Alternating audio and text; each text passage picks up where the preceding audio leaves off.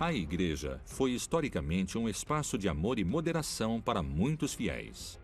Porém, muitas denúncias contra ela colocaram em xeque a instituição. Um dos assuntos que mais estragos causou à igreja foi tudo o que estava relacionado à pedofilia, à pederastia, pelo fato de que existia a impressão de que se queria esconder alguma coisa. Quais são as histórias que se escondem por trás dessas acusações? Ele abusava de nós na hora da confissão. E isso me atormentava. A igreja participou de massacres, perseguições e atos sangrentos. As pessoas, pela sua fé, são capazes de matar pessoas e de exterminar populações e culturas por crer que Deus está pedindo.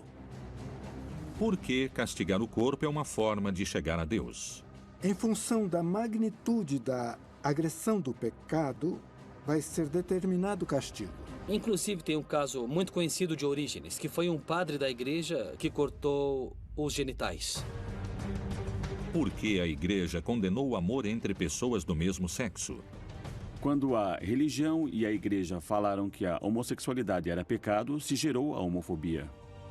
Será que os fiéis que se desiludiram vão poder recuperar a confiança perdida? Vai continuar tendo um papel culpabilizador? Ou a igreja vai ter que se reformar culturalmente para poder dialogar com as pessoas contemporâneas?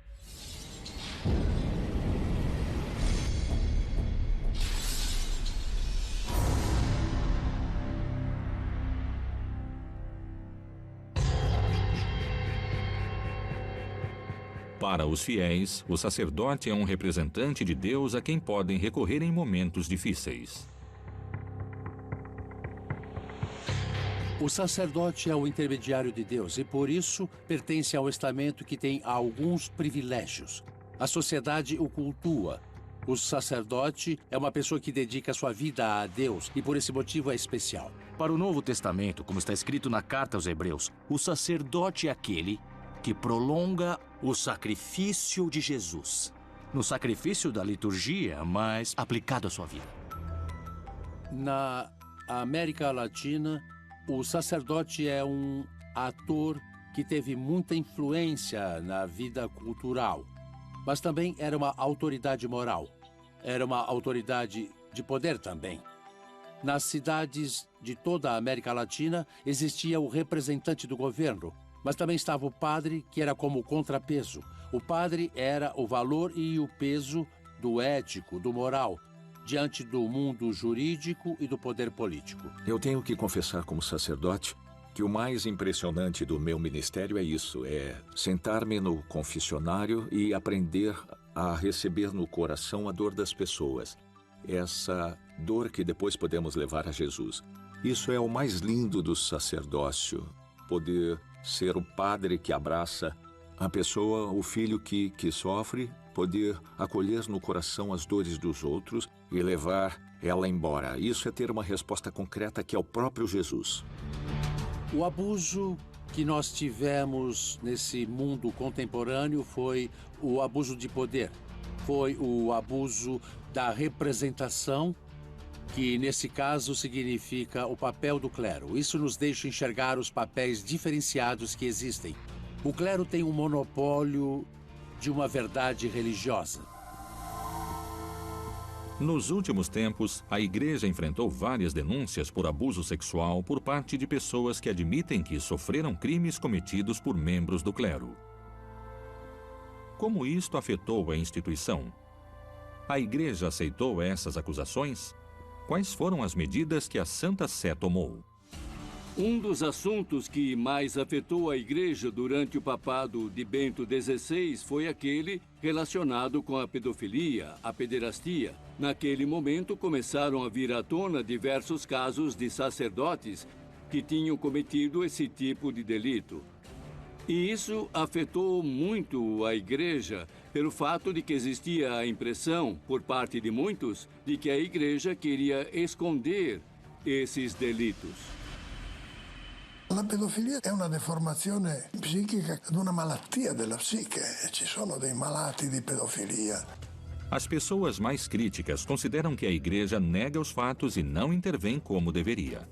Faz-se vista grossa. Não os punem como deveriam. As sanções são leves. Eles cometem enganos. Temos o caso de Oaxaca, não é? Tem um padre, o famoso padre pedófilo de Oaxaca, que estuprou 100 crianças indígenas. Do ponto de vista emocional, isto é uma traição afetiva, uma traição da confiança. O bispo da diocese tentou protegê-lo e essa é uma atitude que continua existindo, essa proteção interna. A cumplicidade do poder judiciário é tão forte, a cumplicidade do poder político é tão forte, a cumplicidade do poder midiático é tão forte. E por isso esses sacerdotes abusam e a vítima é desacreditada.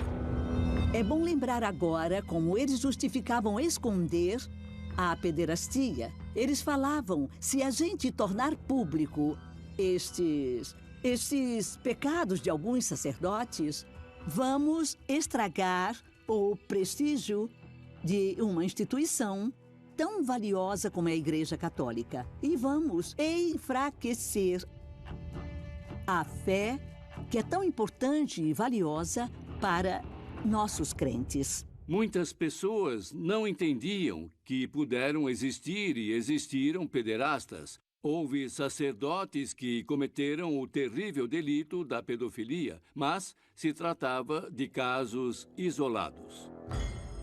Depois de muitos anos, algumas vítimas conseguiram contar suas histórias e descobriram que não eram casos isolados. Os abusos aconteciam em acampamentos que ele organizava por meio da igreja. Ele abusava da gente na hora da confissão. Isto, para mim, é o que mais me perturba. Naquele momento que era tão secreto, porque para nós, um padre é quase como um deus. Isso me atormentava. Muitas dessas pessoas não denunciaram no momento que aconteceu porque eram crianças, porque não acreditavam neles, porque isso significaria enfrentar um Golias enorme. As vítimas, principalmente nos últimos anos, têm sido mais corajosas. Quando se juntam aqueles sobreviventes do abuso eclesiástico, o primeiro contato entre eles é como se fossem as crianças abusadas se encontrando. Encontrei mais de 30 pessoas adultas que sofreram abusos, homens também. O que acontece é que muitas pessoas não têm coragem de falar, nem de falar o nome delas. Muitas famílias dessas pessoas não sabem desses abusos. É algo muito difícil. Que medidas a igreja tomou diante das denúncias que surgiram nas diferentes dioceses do mundo? Os bispos dos Estados Unidos exigiram um estudo aprofundado sobre a relação entre o celibato e os abusos. Se encontraram com uma surpresa. Essa relação não tem nada a ver. O lugar onde mais se cometem esses abusos é dentro da família, com o padrasto dos filhos, com o professor dos filhos, com os tios, que são pessoas que não vivem o celibato. É possível condenar toda uma instituição por culpa dos atos de um homem? A situação mudou radicalmente quando os papas começaram a se reunir com as vítimas. Bento XVI se reuniu com as vítimas em muitas viagens que ele fez. Francisco quis que muitas dessas vítimas o visitassem na casa de Santa Marta.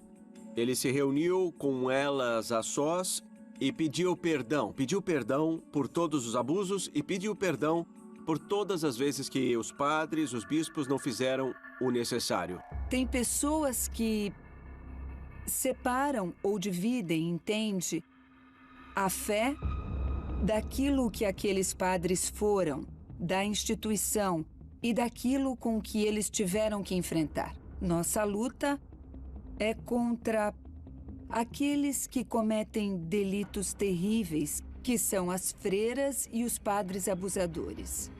Não é contra a fé, não é contra as pessoas que têm fé na religião católica.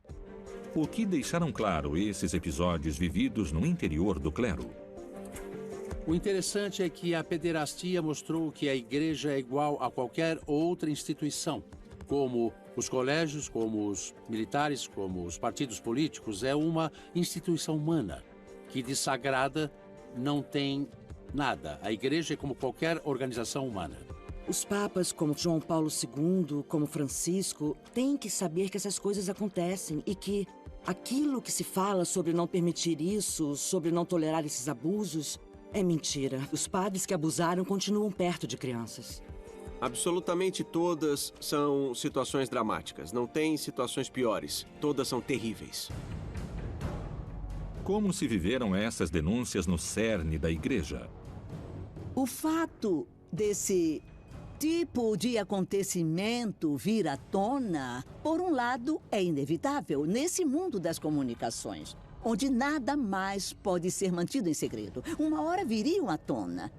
E se a igreja quiser recuperar sua credibilidade e sua legitimidade, bom, tem que enxergar os problemas e tem que começar a solucioná-los. Porque se eles ficarem escondidos, vão virar uma panela de pressão.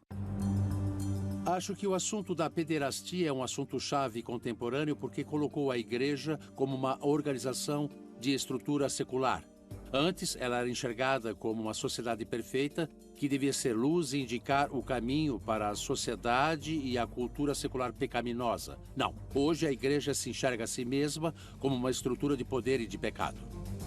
Papa Francesco è stato anche molto concreto nel combattere gli abusi sessuali. È il primo Papa che ha processato un nunzio, un ambasciatore vaticano, perché a Santo Domingo aveva commesso degli abusi sessuali e lo ha degradato. Qual é o posicionamento da igreja diante da agressão física? Por que muitos devotos decidem sofrer e machucar seus corpos para se aproximar de Deus? Até onde os fiéis são capazes de ir em busca de perdão?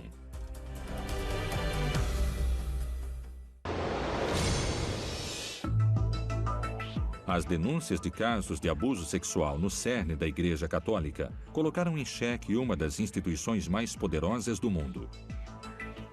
Para muitos estudiosos, o posicionamento da Igreja provocou o afastamento de fiéis e estabeleceu uma luta feroz no interior da Cúria.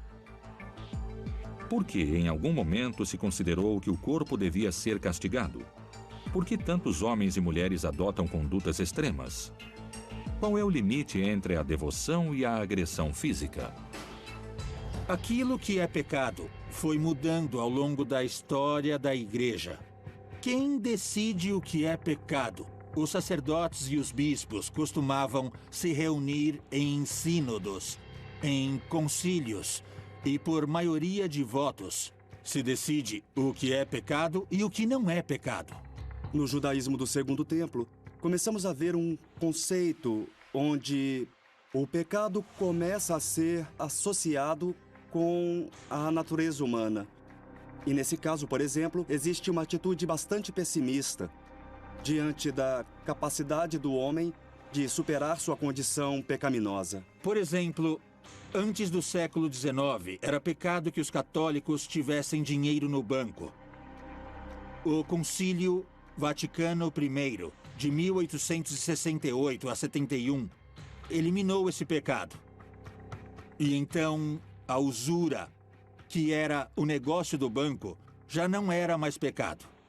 Muitas pessoas começaram a imaginar a Deus como aquele olho dentro do triângulo que é conhecido como o olho de Horus, porque era assim como Horus olhava o Egito. E a partir do século VI começou a aparecer nas igrejas católicas, nos altares. Quer dizer que Deus te vê, mesmo que você não confesse o que você guarda no seu coração. Qual foi a relação entre a culpa e o pecado? A culpa é um gancho, onde os sistemas de dominação entram na pessoa. A partir do momento da invenção do sacramento da confissão, vai começar a se criar uma sociedade que vai acreditar que amar é confessar tudo. Por isso o cristianismo muitas vezes interpreta o corpo como uma coisa pecaminosa e separa a carne do espírito. Em alguns grupos cristãos existe a culpa que gira em torno dos prazeres. Em função da magnitude da agressão do pecado, o castigo será determinado. Esse castigo podia ser, na Idade Média, sair em peregrinagem. Lembrando que sair da cidade de Lyon, na França, e ir a pé a Jerusalém não é pegar um avião que vai demorar algumas horas. Durante séculos, caminhar longas distâncias era uma forma de entrar na graça de Deus. Se essas pessoas se excediam nessa caminhada, nessa peregrinação e não estavam prontas, o primeiro que ia acontecer é que a pessoa ia ficar com bolhas nos pés, depois ia ficar desidratada e muitas delas iam sofrer o que em medicina se conhece como intermação, que se dá pelo calor extremo e se manifesta com um colapso circulatório, com um choque, do qual algumas pessoas podem se recuperar, mas outras não. Então a peregrinação era a recuperação, era a manifestação humana com um profundo sentido de fé que faz com que uma pessoa se aproxime a algo sagrado, quando o pagão é o lugar onde estamos. Machucar o corpo até sangrar, receber golpes que deixam feridas, são algumas das diferentes práticas que muitos católicos associam à vida que Deus escolheu para eles. Alguns grupos de cristãos fizeram isso, e fizeram de um jeito muito radical. Essas pessoas entravam num cubo, num balde, durante 3 semanas sem ir ao banheiro, e essa era a sua forma de mortificar-se. Isso é algo que atualmente seria considerado loucura, mas para eles era a forma de manifestar seu vínculo com Deus e seu afastamento do mundo terreno, cheio de prazeres e caminhos de perdição. Inclusive, existe um caso muito famoso de Orígenes, de um padre da igreja que se emasculou. Ele cortou os genitais, porque ele interpretou literalmente a parte que fala, tirar toda a fonte de prazer. Ele literalmente cortou seus genitais. A autoflagelação é uma das formas de devoção que se desenvolve a partir do século II e do século III, quando começa a existir uma concepção dualista de que o corpo é a tentação da alma, o corpo é o cárcere da alma e o corpo também pode arriscar a salvação da alma. Então a flagelação vai produzir mudanças não só na parte mental, psicológica, mas também corporal. E a parte corporal é a parte das circulações por onde vão se perder substâncias como plasma, como sangue, que quando se perdem a pessoa fica fraca. Por que escolhem se machucar? Por que castigar o corpo é uma forma de chegar a Deus? Qual é o sentido do esforço físico? O assunto da mortificação, esse assunto no cristianismo vai ter um maior desenvolvimento, principalmente nas regiões do Egito e da Síria na época da Antiguidade, onde uma pessoa podia ficar sentada, parada em cima de uma coluna durante toda a sua vida. E essa era a forma de mortificar o corpo em prol da fé cristã. As histórias de autoflagelação são ancestrais. São Simeão foi um ermitão que permaneceu 36 anos parado em cima de uma coluna. Simeão, estilista, ficou parado numa coluna e sua perna começou a gangrenar e se encheu de minhocas. E quando as minhocas caíam, ele as colocava de volta na perna porque ele dizia: se Deus colocou essas minhocas, então que fiquem aqui. Nelle Filippine, per esempio, durante la Settimana Santa, si assistono a moltissime crocifissioni in tante parti delle Filippine di persone che hanno fatto questo voto perché hanno ricevuto, secondo loro, una grazia o altro. Para algumas pessoas, essas práticas parecem exageradas diante de outras que se consideram mais refinadas. Nell'Opus Dei i membri cosiddetti soprannumerari che raggiungono il più alto livello di appartenenza a questa congregazione sono obbligati, costretti a portare almeno per un paio d'ore al giorno uno strumento che si chiama cilicio, che è uno strumento di pezza o di cuoio inchiodato che si conficca nelle carni, per cui ad ogni movimento sono dolori forti. O Opus Dei nasceu na Guerra Civil Espanhola. É o símbolo do franquismo. É uma tentativa de uma sociedade católica a partir do ponto de vista político, secular e militar. É a expressão do franquismo na América Latina. É a intransigência de uma proposta contra a modernidade. Todos os seres humanos têm fraquezas todos os dias. E quando as pessoas usam o silício, nesse momento, elas acabam lembrando que são carne e que são frágeis, que são fracas e que podem cair na tentação. Isso faz com que elas entendam que precisam mudar e que, necessariamente, através desse instrumento, as pessoas podem conseguir uma semelhança com a dor e o sofrimento que Jesus teve. Quando se exige, em nome da fé, tolerância à dor, isso faz parte da dominação. Quer dizer, eu preciso construir a culpa naquela pessoa que eu quero que aguente a dor, para que suporte a chantagem emocional do dominador. Se pedimos tolerância à vítima, viramos cúmplices do dominador. Eu acho que a tolerância humana diante da dor surge para dar sentido a essa dor. Não se sofre à toa e nem sem sentido nenhum. Se sofre por um objetivo. Se esse objetivo não existe, eu acredito que a tolerância à dor vai ser pouca. Inclusive para aquelas pessoas que suportam muita dor nas suas vidas. Teriam a promessa de que com a morte viria o prêmio de que acabaria a dor. Ao longo de sua história, a Igreja participou de massacres, perseguições e acontecimentos sangrentos. A Igreja abusou do seu poder político? Por que os homens e mulheres que não professam a fé cristã deviam ser perseguidos e eliminados?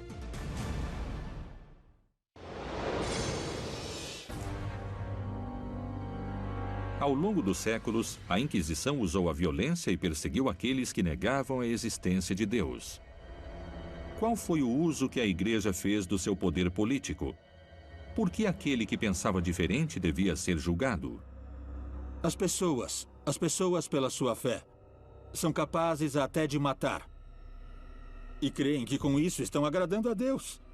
São capazes de matar pessoas e de exterminar populações e culturas, porque acreditam que Deus pediu.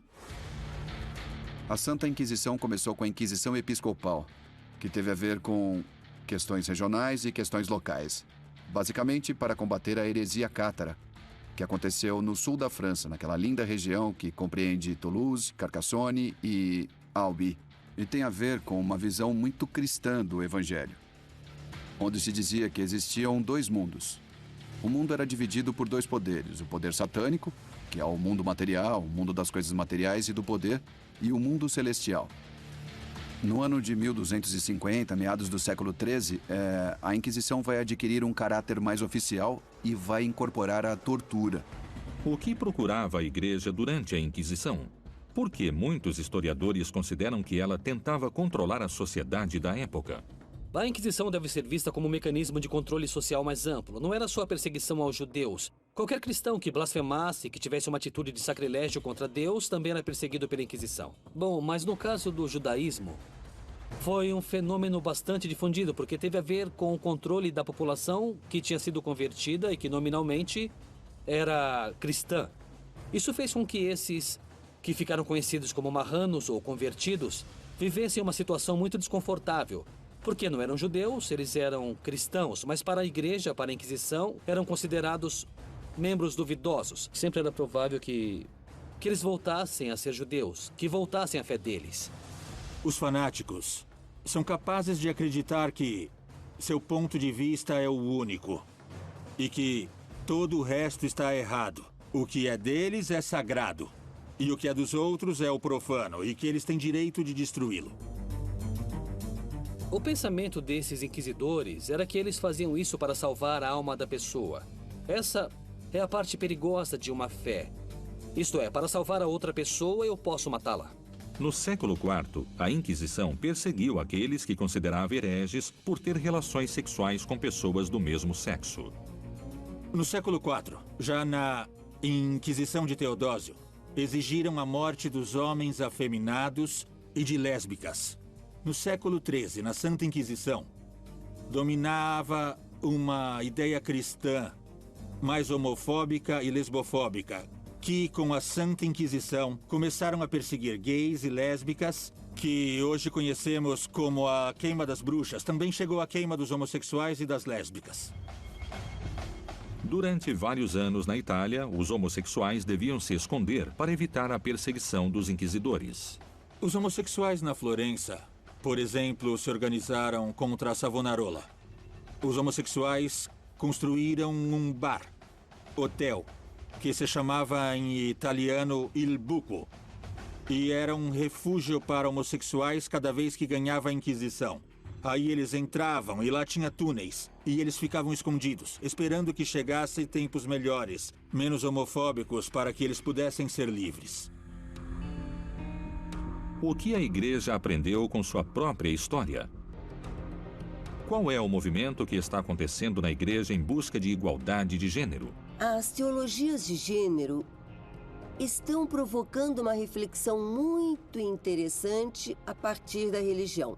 Trata-se de um posicionamento por parte das igrejas para abrir espaços para que essas pessoas possam se sentir incluídas. No começo, era um espaço para que nós, mulheres, nos sentíssemos incluídas e que pudéssemos fazer parte das lideranças dentro da igreja. Depois, esse espaço se abriu para toda essa diversidade sexual. Por que a Igreja questiona o amor entre pessoas do mesmo sexo? Será que existem textos bíblicos que mencionam esse vínculo homossexual? Ao longo da história, aconteceram coisas que embaraçam a prática de amor e tolerância da Igreja. Para muitas pessoas, ter relações sexuais com uma pessoa do mesmo sexo era o caminho direto ao inferno. Por que a Igreja condenou o amor entre pessoas do mesmo sexo? Às vezes, as sociedades que foram muito religiosas se sentem culpadas pelo seu comportamento, não é? Eles transgridem, mas a culpa sempre está presente. Por exemplo, veja agora a situação dos homossexuais, que já não se escondem tanto. Mas muitas pessoas se sentem culpadas porque são diferentes, afastando-se das normas. Por isso tem gente que não sai do armário, que está quase fora, está dentro de um armário muito frágil. São aspectos que com o tempo foram se libertando, mas que são reminiscências dessa dimensão pecaminosa, cheia de culpa que temos em nossa sociedade. Para alguns especialistas, o posicionamento que a instituição adotou fez com que a homossexualidade fosse uma prática tabu. Uma prática que devia ser realizada escondida de todo mundo. Há histórias de homossexualidade dentro da própria igreja? A homossexualidade é um assunto tão velho quanto o mundo.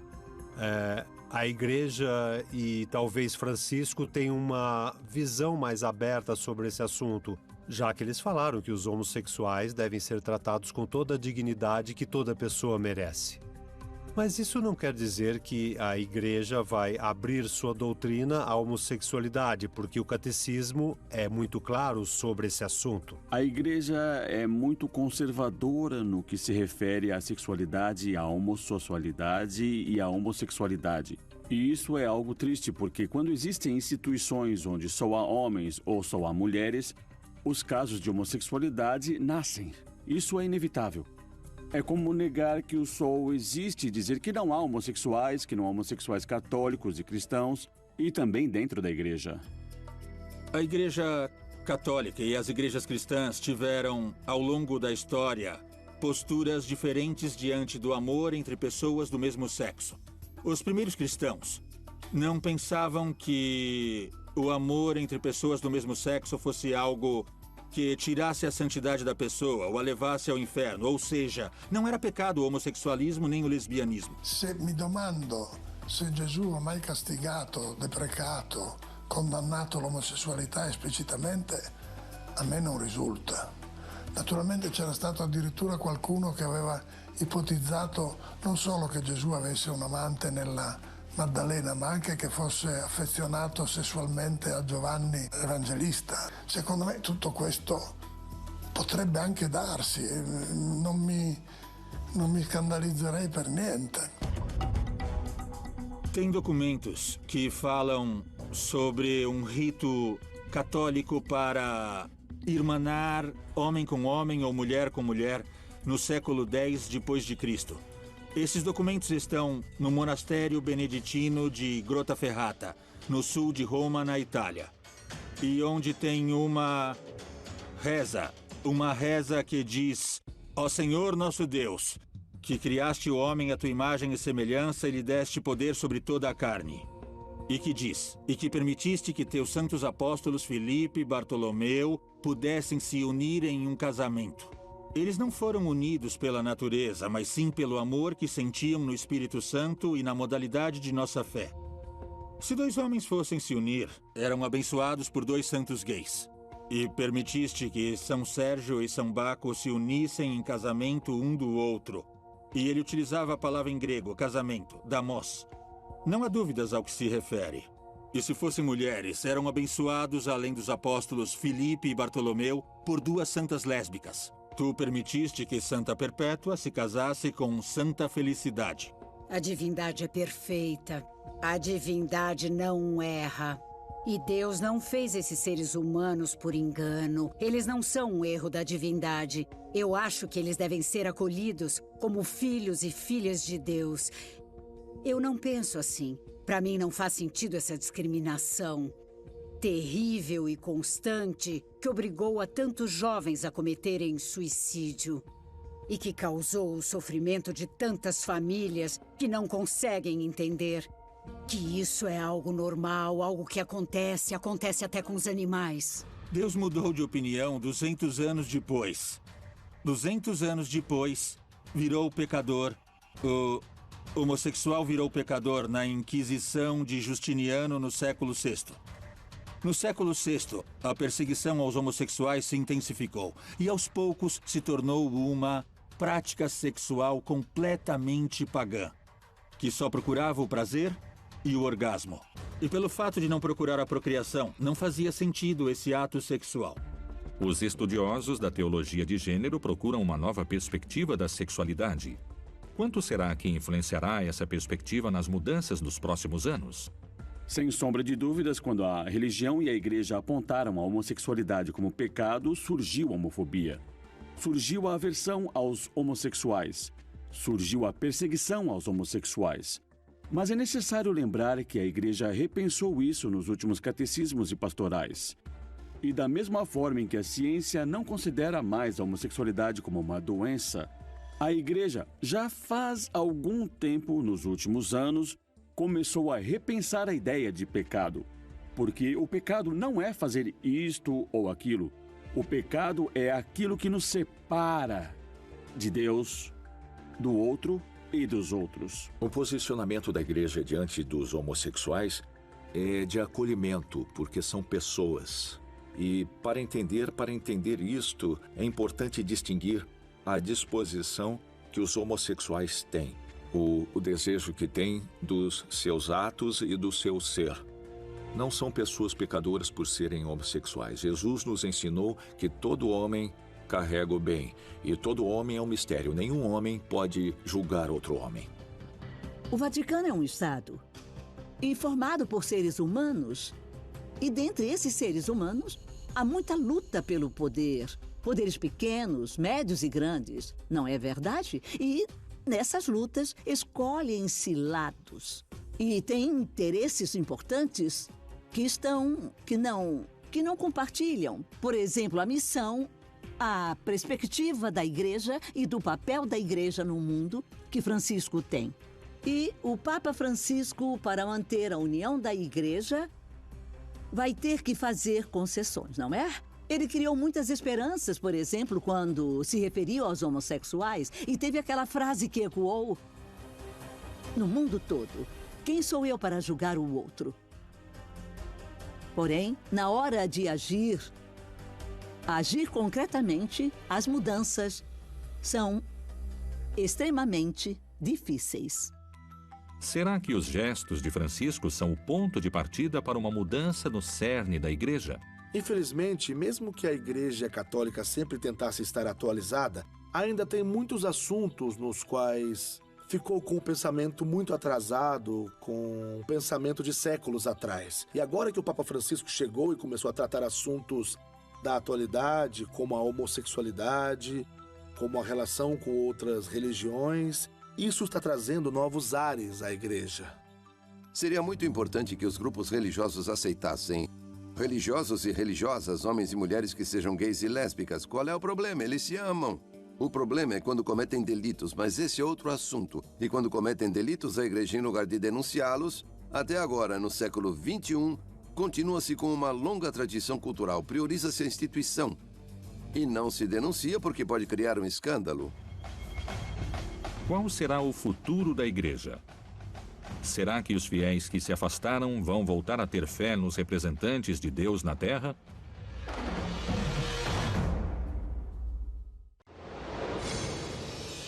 Se uma pessoa é gay e cerca il Signore e ha buona volontà, ma chi sono io per giudicarla? As declarações do Papa Francisco não evitaram que se discutisse um dos assuntos mais atuais da Igreja Católica. O jornalismo internacional, inclusive, se atreve a falar de uma instituição renovada. Durante muitas décadas, se confiava tudo à boa fé e à boa vontade das pessoas. Se confiava tudo à boa vontade dos principais colaboradores do Papa, que não precisavam dar nenhuma explicação a ninguém. Isto colabora muito, sobremaneira, para que se dê o abuso. Aos poucos, a cultura da transparência foi crescendo. Isto começou com João Paulo II, Bento XVI tentou e não conseguiu, e o Papa Francisco, sem sombra de dúvidas, vai ser o Papa da transparência. Quais são as prioridades do Papa Francisco? Na sua agenda estão os assuntos sobre a diversidade sexual? O Papa Francisco está mexendo com interesses muito poderosos dentro da Igreja Católica. Ele disse várias vezes que ele espera que, antes de concluir seu papado, que possa mudar 3 coisas na Igreja. Que o celibato seja opcional, não obrigatório, que as mulheres tenham outro lugar dentro da Igreja e que se reconheça a união entre pessoas do mesmo sexo. La Chiesa non deve prestarsi a manipolazioni del nome di Dio per motivi politici e condanna ogni fondamentalismo non solo islamico, ma anche cristiano o di altre religioni, che voglia usare il nome di Dio per la violenza. Francisco é um reformador e começa com uma mudança de atitude. Não quer uma igreja fechada e sim aberta, uma igreja plural. Outro aspecto muito importante é que Francisco propõe uma sensibilidade maior para poder entender o homem e a mulher contemporâneos. O que significa essa nova sensibilidade? Significa que a igreja pode perder essa atitude de condenação diante dos homossexuais, diante do tema do aborto, diante do papel da mulher que muitas vezes se sente ameaçada nesse universo masculino. Francesco parla di una rivoluzione della tenerezza e questo implica anche un cambiamento forte della struttura. Francesco è molto critico contro i peccati della Curia Vaticana o dei vescovi o del clero. Francisco deu uma série de passos onde a doutrina não mudou, onde não mudaram os grandes fundamentos dos dogmas da igreja. Mas ele está pedindo uma mudança de atitude da igreja. Isso fez com que os setores que estiveram numa crise profunda, que levaram a igreja a uma crise profunda, enfrentassem a Francisco. Eu acho que ele é um Papa pastor, próximo das pessoas. Um Papa que está tentando fazer com que as políticas do Vaticano estejam mais próximas do Evangelho e não da Inquisição. Será que Francisco vai poder atender às reclamações dos fiéis homossexuais? De que forma se mantém a postura daqueles membros da igreja que se opõem às mudanças? Esses setores conservadores querem manter uma agenda moral, onde a igreja é aquela que determina o que está bem e o que está mal no comportamento da sociedade, uma espécie de juiz. E uma agenda que pode culpar a sociedade ou que pode chantagear a sociedade. E, por outro lado, temos a Francisco e a outros bispos da América Latina que querem que continuemos com agenda moral, mas isso não é prioridade. Tem outros aspectos prioritários. Quais seriam? Uma agenda social. O Papa Francisco, na minha opinião, acho que quer ser um Papa do século XXI. Especificamente, um Papa que aproxima Deus do povo. Eu acho que Francisco nos leva a um debate profundo, que é qual é o papel da Igreja Católica na sociedade contemporânea. Será que vai continuar tendo um papel culpabilizador, de condenação, às novas práticas e novas sensibilidades da sociedade contemporânea? Ou será uma igreja que tem que se reinventar culturalmente para poder dialogar com as pessoas contemporâneas? Se a igreja não abrir a cabeça aos temas atuais de discussão, como a violência, a injustiça, a corrupção, os direitos reprodutivos das mulheres, a integração da diversidade sexual, o reconhecimento das lideranças das mulheres, o tema das crianças, dos direitos das crianças, e não solucionar esses escândalos de pedofilia e de pederastia, e não solucionar tudo do jeito certo, o futuro da igreja vai ser o de ter cada vez menos membros. Vai ser uma igreja cada vez mais mofada, mais velha, mais vazia. E vai ter poucas possibilidades de voltar a ter a sua credibilidade. Atualmente, a Igreja debate sobre quais deveriam ser as mudanças necessárias para voltar aos princípios transmitidos por Jesus. Será que o Papa Francisco vai conseguir o que ele deseja e vai terminar com essas histórias de abusos e discriminações no interior da Igreja?